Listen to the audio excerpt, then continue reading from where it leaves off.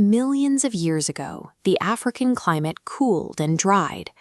Dense, lush forests withered into open woodland and dry savanna grass, and the soft fruits and leaves that early hominins relied on disappeared.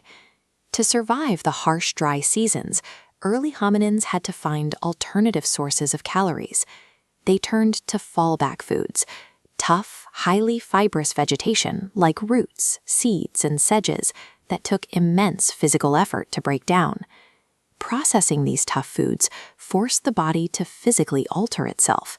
This drove a biological adaptation known as megadontia, an evolutionary trait where teeth and jaws grow to massive proportions to withstand extreme wear and tear.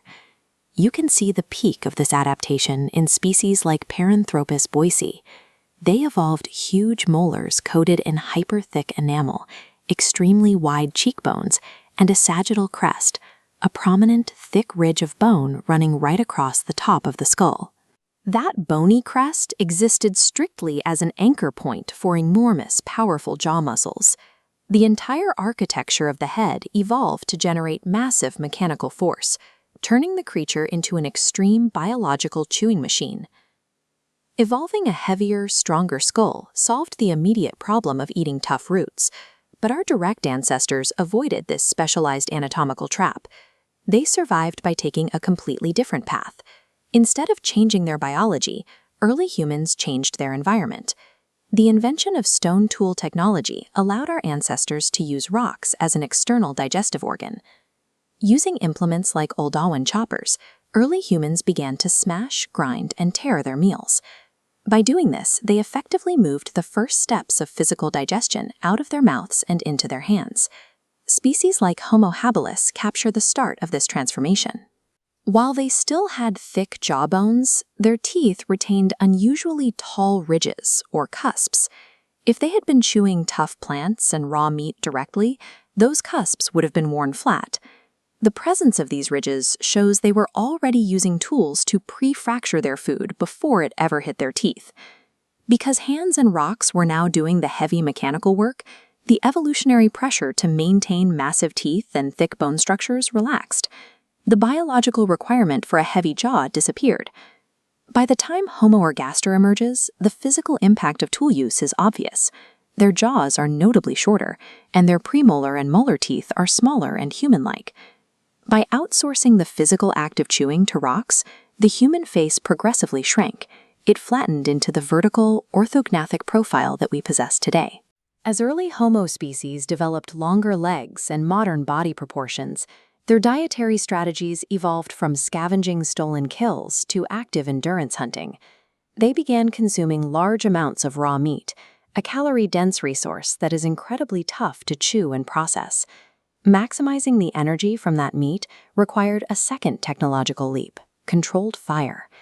The cooking hypothesis suggests that early hominins used the campfire as a literal external stomach. Applying heat to raw food physically breaks down tough proteins and complex carbohydrates. Cooking essentially pre-digests the meal before a human takes a single bite. This created a massive biological trade-off. Other primates require massive, energy-intensive gastrointestinal tracts to ferment and break down raw plant matter. Cooked food is vastly easier to digest, meaning early humans no longer needed that enormous internal machinery. This diagram compares the voluminous digestive tract of a primate to a modern human. Cooked food resulted in a significantly shortened, compact digestive layout. Because the body runs on a strict energy budget, the massive calories saved were diverted upward to power a dramatically larger brain. Humanity's immense cognitive capacity and massive brain size were only made possible because we offloaded the heavy metabolic costs of digestion to a campfire. This dietary flexibility determined which hominin species survived. We can view this through the turnover pulse hypothesis, a theory suggesting that during periods of extreme, rapid climate change, species must quickly adapt their diets or face extinction. When the Quaternary Ice Age struck, the extreme biological specialists failed.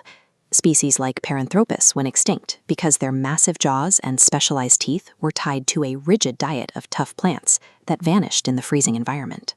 The Homo lineage survived specifically because our external tools made us dietary generalists. We could exploit a highly varied menu, shifting easily between plant foraging and meat eating, depending on what the environment provided. Cooking this varied menu offered a hidden secondary benefit.